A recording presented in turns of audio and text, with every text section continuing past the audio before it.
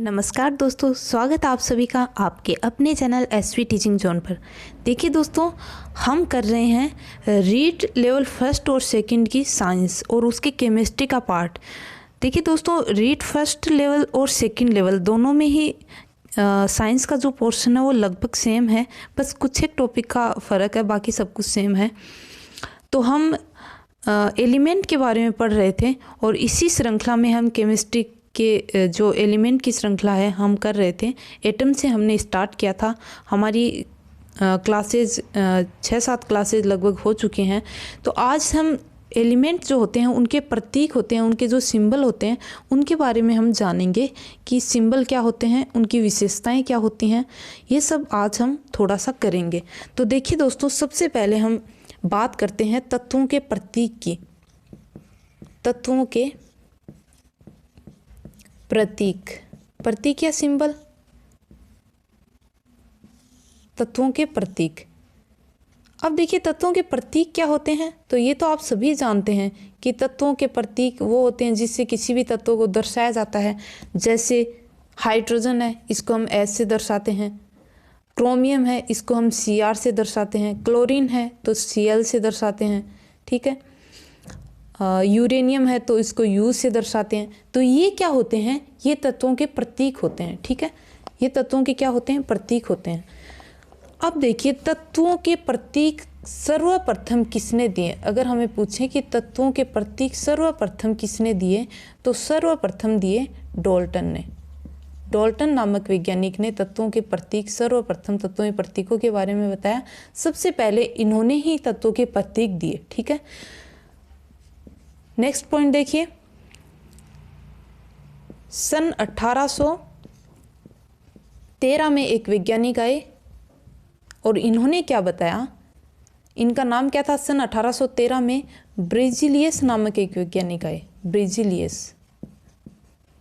ब्रिजिलियस नामक एक वैज्ञानिक आए और इन्होंने क्या किया कि तत्वों के प्रतीकों के लिए एक रासायनिक प्रणाली दी। इन्होंने तत्वों के प्रतीकों के लिए, ब्रिजिलियस ने सन 1813 में ब्रिजिलियस ने तत्वों के प्रतीकों के लिए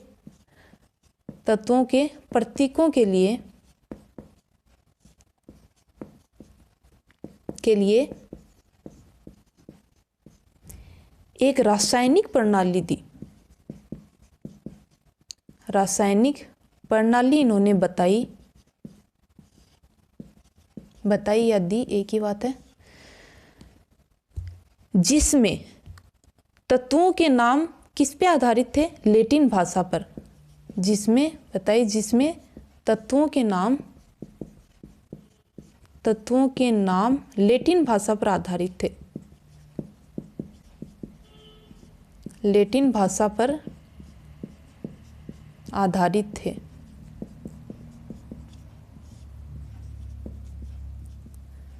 अब देखिए, सर्वप्रथम अगर हमें तत्वों के प्रतीक के बारे में पूछें कि सर्वप्रथम तत्वों के प्रतीक किसने दिया, तत्वों के प्रतीक के बारे में किसने बताया, तो हम क्या करेंगे, डाल्टन ने बताया। लेकिन अगर हमें ये पूछें कि रासायनिक प्रणाली है वो किसने दी, तत्वों के प्रतीकों के लिए जो रासायनिक प्रणाली थी वो किसने दी, तो हम कहेंगे ब्रिजिलियस नामक वैज्ञानिक ने दी। और कब दी, तो 1813 में इन्होंने दी, ठीक है।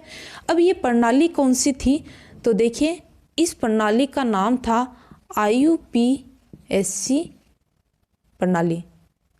IUPAC प्रणाली, ये आपने सुना होगा नाम, प्रणाली, ठीक है। ये प्रणाली इन्होंने दी। तो अगर हमें ये भी क्वेश्चन पूछ ले कि IUPAC किसने दी, तो ये दी ब्रिजिलियस ने। कब दी, तो 1813 में दी, ठीक है। अब देखिए, इसकी हम फुल फॉर्म देख लेते हैं। वैसे एग्जाम में आती नहीं है, लेकिन हमें थोड़ा नॉलेज होना चाहिए। तो इसकी फुल फॉर्म क्या होती है, इंटरनेशनल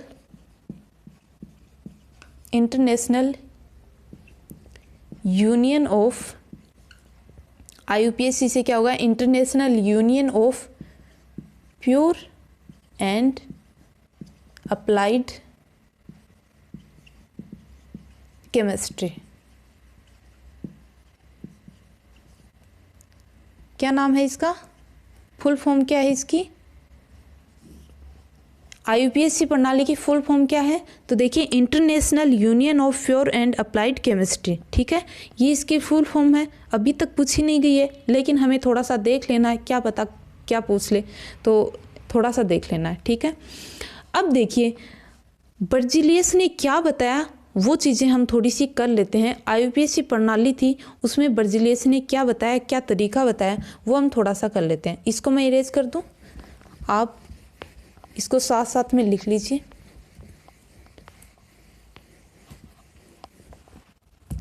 अब देखिए बर्जीलियस ने क्या बताया, सबसे पहले इन्होंने बताया, फर्स्ट पॉइंट इन्होंने दिया कि तत्व जो भी हैं, तत्वों को उनके अंग्रेजी नाम के सिंबल से लिखा जाएगा, ठीक है, उनके अंग्रेजी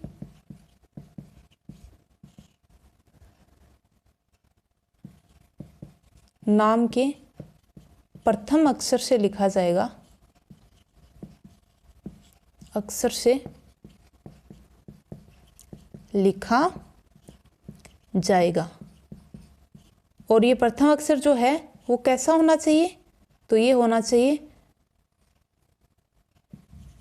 बड़ा होना चाहिए, कैपिटल होना चाहिए, ठीक है, बड़ा या कैपिटल। तो पहली बात इन्होंने क्या कही कि जैसे हाइड्रोजन है तो इसको हम H से लिखते हैं और ये कैपिटल लेटर में हम इसको यूज़ करते हैं। तो इन्होंने यही कहा कि जो भी एलिमेंट हैं उनको उनके अंग्रेजी नाम के फर्स्ट लेटर से लिखा जाएगा, लेकिन वो क्या होगा, बड़ा होगा, ठीक है, उसको कैपिटल में लिखा जाएगा। अब देखिए इन्होंने दूसरी बात क्या बताई, देखिए जैसे इसका हम एग्जाम्पल करें, इसके हम एग्जाम्पल कर सकते हैं। जैसे हाइड्रोजन ही ले लो, हाइड्रोजन है तो इसको हम कैसे लिखते हैं, H से लिखते हैं, कैपिटल है, ठीक है। जैसे आयोडीन है तो आयोडीन को हम कैपिटल I से लिखते हैं, ठीक है, कैपिटल I से लिखते हैं आयोडीन को। सल्फर है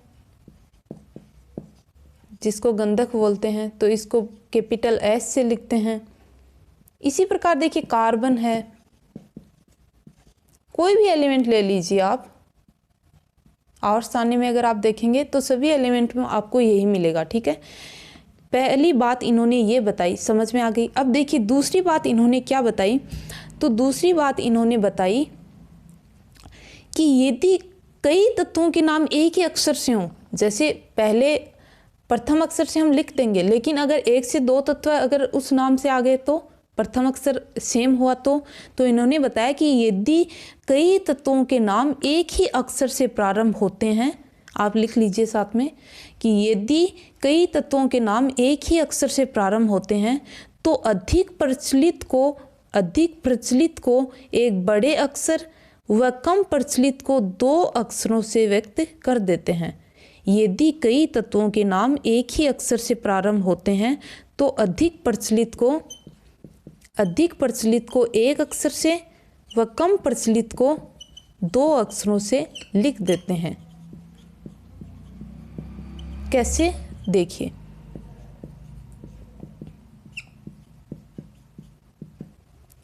एग्जाम्पल देखिए, आपको समझ में आ जाएगा क्या कहा इन्होंने। एग्जाम्पल के तौर पे कार्बन ले लीजिए, कोबाल्ट ले लीजिए, कैल्शियम हम ले लें, हमें सेम नाम वाले ले लें हैं, सेम नाम वाले नहीं, कहने का मतलब जो फर्स्ट वर्ड जिनका सेम हो, ठीक है, जो सेम अक्षर से शुरू हो रहे हैं वो नाम हमें लेने हैं। कैसे क्रोमियम भी होता है, ठीक है, क्रोमियम है, और इसके अलावा कैसे और कौन सा होगा, तो क्लोरीन भी होता है, ठीक है, क्लोरीन भी होता है। अब देखिए इन्होंने क्या बताया, अब जैसे देखिए ये सारे कैसे स्टार्ट होंगे, अगर इनका हम नाम लिखेंगे, फर्स्ट जो रूल है इसके अकॉर्डिंग हम इनको नाम देंगे तो सबका नाम ही सी हो जाएगा, इसका भी सी, इसका भी सी, इसका भी सी, इसका भी सी, इसका भी सी। तो कैसे पहचान में आएंगे, ये तो सही नहीं हुआ, सिंबल से हम कैसे पहचान पाएंगे। तो इसके लिए इन्होंने अपना दूसरा नियम बताया कि जो अधिक प्रचलित है उससे हम एक अक्षर से लिख देंगे, बाकी जो भी बचेंगे उसे हम दो लेटर से लिख देंगे। तो देखिए अधिक प्रचलित कार्बन है, इसमें कार्बन है वो ज़्यादा प्रचलित है, कार्बन सबसे अधिक यूज में होता है। तो कार्बन को इन्होंने क्या नाम दिया, सिंबल दिया। तो कार्बन को अगर हम बात करें तो कार्बन को हम C से लिखते हैं, ठीक है, कैपिटल C से लिखते हैं। अब देखिए कोबाल्ट है दूसरा, तो कोबाल्ट को C से ना लिख के किससे लिखेंगे हम, C और यहाँ पे छोटा सा O, ठीक है। तो ये हमारा हो गया कोबाल्ट। इसी तरह कैल्शियम है, तो कैल्शियम में C और फिर A, तो ये कैल्शियम हो गया। क्रोमियम है तो C तो रहेगा ही और इसके आगे क्या आ जाएगा R, तो ये क्रोमियम हो गया। क्लोरीन है तो C और ये हो गया L, तो ये हो गया क्लोरीन। समझ में आ गई आपको बात कि जो मोस्ट प्रचलित है, सबसे अधिक जो एक प्रचलित है, उसको तो हम कैपिटल से फर्स्ट रूल के अकॉर्डिंग लिख देंगे और बाकी जितने भी बचेंगे उसको हम 2 अक्षर से लिख देंगे, तो हमारा ये अलग अलग हो जाएंगे सारे, ठीक है। इनके 2 बातें इन्होंने ये बताई। इसके बाद इन्होंने एक बात और बताई कि कुछ एलिमेंट ऐसे भी होंगे जिनके नाम हम लैटिन नाम से लिखेंगे, जिनके लैटिन नाम ज़्यादा यूज़ किए जाएंगे। जैसे अभी हमने लैटिन नाम की बात करी थी लास्ट क्लास में हमने बात करी थी लैटिन नाम की, कि लैटिन नाम कौन से एलिमेंट के और क्या होते हैं, ये सब हमने जाना था। तो इनका तीसरा पॉइंट क्या था, तो इनका तीसरा पॉइंट यही था कि लैटिन नाम से भी कुछ तत्वों को उनके लैटिन नाम से लिखा जाएगा, उनके लैटिन नाम से लिखा जाएगा, ठीक है। इन्होंने ये बात बताई। फॉर एग्जाम्पल जैसे आयरन है, इसका लैटिन नाम क्या होता है, फेरम। इसका लैटिन नाम क्या होता है, फेरम। तो इसे किससे दर्शाते हैं, Fe से दर्शाते हैं, ठीक है, Fe से दर्शाते हैं।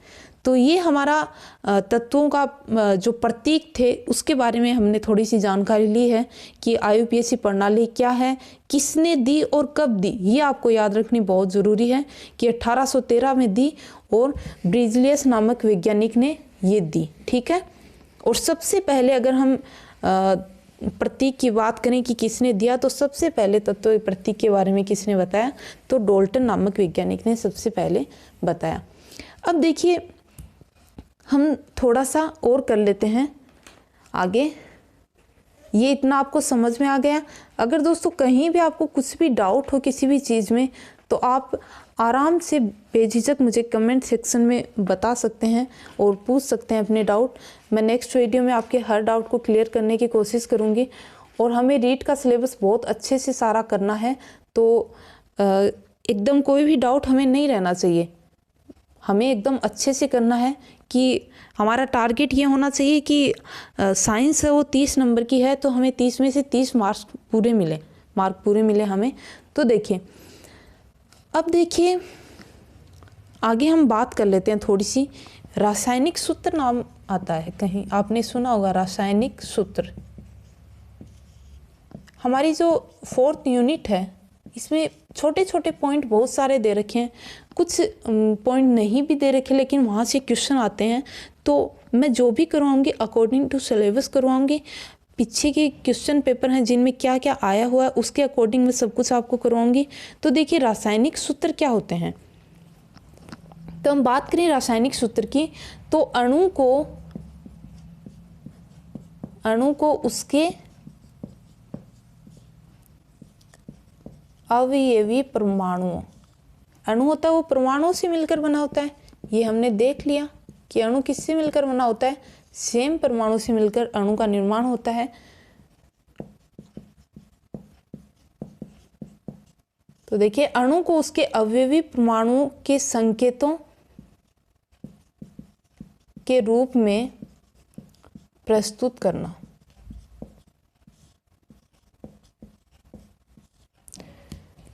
रासायनिक सूत्र की बात करें तो रासायनिक सूत्र क्या होता है, कोई भी अणु है उसके जो अवयवी परमाणु है, कहने का मतलब उसमें जो भी परमाणु है उनको संकेतों के रूप में अगर हम प्रस्तुत करते हैं तो उसे क्या कहते हैं, परमाणु कहते हैं। एग्जाम्पल के लिए हम बात करें, अगर रासायनिक सूत्र के एग्जाम्पल की हम बात करें तो रासायनिक सूत्र देखिए, जैसे हम पहला लेते हैं सोडियम कार्बोनेट है।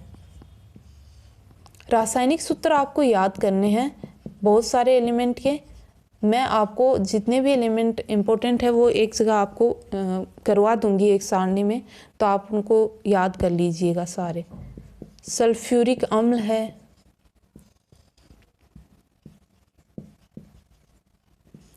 इसी तरह देखिए सोडियम क्लोराइड है,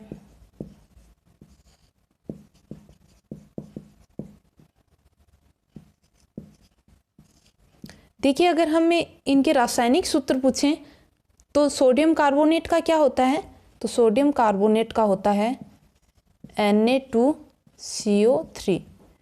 सल्फ्यूरिक अम्ल का क्या होता है, सल्फ्यूरिक अम्ल, तो सल्फ्यूरिक अम्ल का होता है H2SO4। और सोडियम क्लोराइड का क्या होता है, तो ये आप सभी जानते हैं NaCl। अब देखिए ये क्या होते हैं, रासायनिक सूत्र होते हैं। हम आगे एलिमेंट के रासायनिक सूत्र करेंगे डिटेल से, उसमें हम बहुत सारे एलिमेंट हमें लेने होंगे, क्योंकि क्वेश्चन ऐसे आ जाता है जैसे आपको Na2CO3 दे देंगे और 4 ऑप्शन दे देंगे कि ये किसका रासायनिक सूत्र है, तो आपको पता होना चाहिए कि सोडियम कार्बोनेट का रासायनिक सूत्र है, ठीक है। अब देखिए आगे हम बात करते हैं मूलक की। आपने मूलक नाम सुना होगा कभी, हम बात करते हैं मूलक की। मूलक क्या होता है, मूलक, तो देखिए दोस्तों मूलक क्या होता है, रासायनिक यौगिक जो भी होते हैं, जैसे हमने अभी अभी सूत्र लिखे, तो रासायनिक यौगिक जो होते हैं उनके जो भी सूत्र होते हैं, परमाणु, उनमें परमाणुओं के समूह तो होते ही हैं, ठीक है। सूत्र होंगे तो उनमें परमाणु तो होंगे ना, तो परमाणुओं के समूह जिन पर धनावेश व ऋणावेश होता है उन्हें ही मूलक कहते हैं। कैसे, देखिए जब अगर हम डेफिनेशन लिखें तो आप लिख लीजिए पहले कि रासायनिक यौगिकों का सूत्र, रासायनिक यौगिकों का सूत्र परमाणुओं, रासायनिक यौगिकों का सूत्र परमाणुओं के समूह है जिन पर धनावेश व ऋणावेश होता है के द्वारा बनता है। रासायनिक यौगिकों का सूत्र किससे बनता है, तो रासायनिक यौगिकों का सूत्र परमाणुओं के समूह है जिन पर धनावेश व ऋणावेश होता है के द्वारा बनता है। इन धनावेशों व ऋणावेशों को ही मूलक कहा जाता है, ठीक है। डेफिनेशन लिख लिया आपने, एक बार फिर से बोल देती हूँ। रासायनिक यौगिकों का सूत्र परमाणुओं के समूह है जिन पर धनावेश व ऋणावेश होता है के द्वारा बनता है। इन धनावेशों व ऋणावेशों को क्या कहा जाता है, मूलक कहा जाता है। अब देखिए ये भी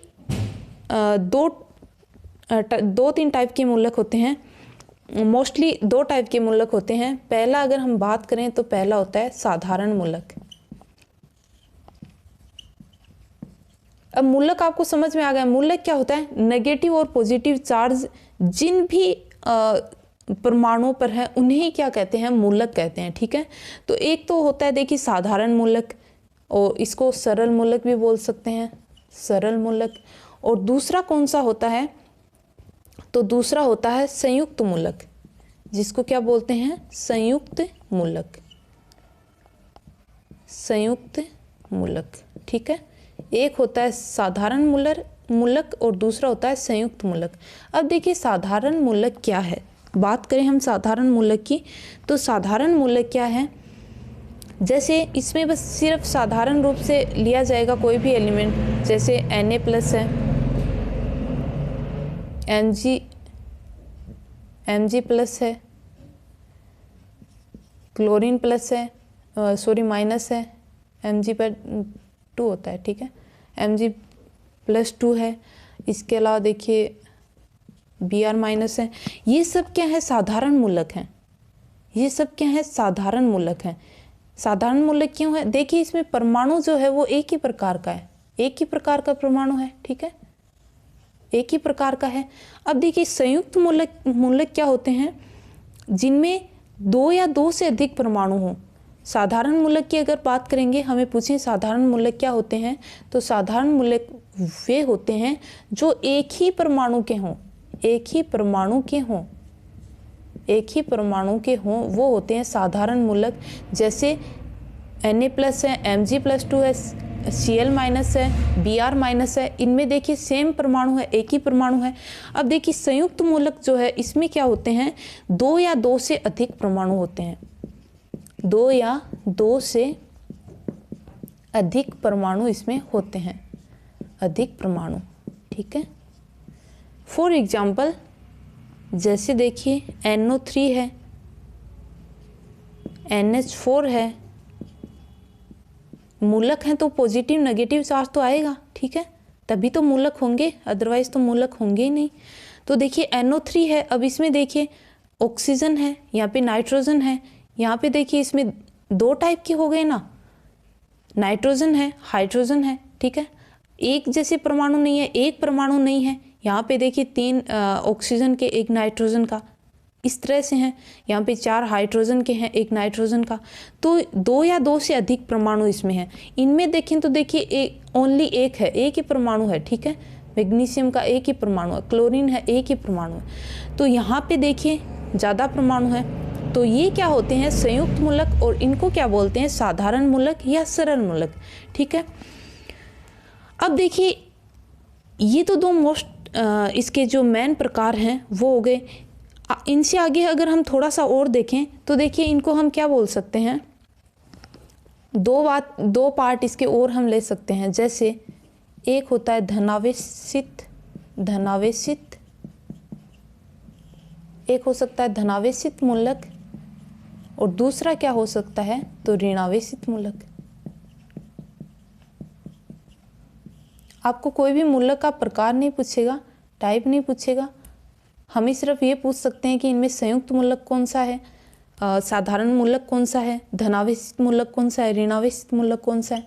तो धनावेशित और ऋणावेशित तो आप देखते ही खुद से ही पता कर लेंगे, इसमें कुछ है नहीं। लेकिन संयुक्त और साधारण में आपको थोड़ा सा ध्यान रखना है। तो देखिए धनावेशित मूलक कौन से होंगे, जिन पे धनावेश होगा, ठीक है,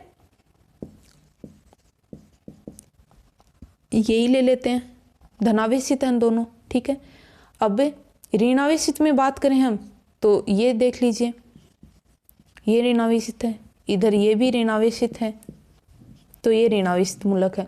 धनावेशित मूलक को क्या बोलते हैं, एक बात और ध्यान रखिए, तो इनको बोलते हैं क्षारीय मूलक।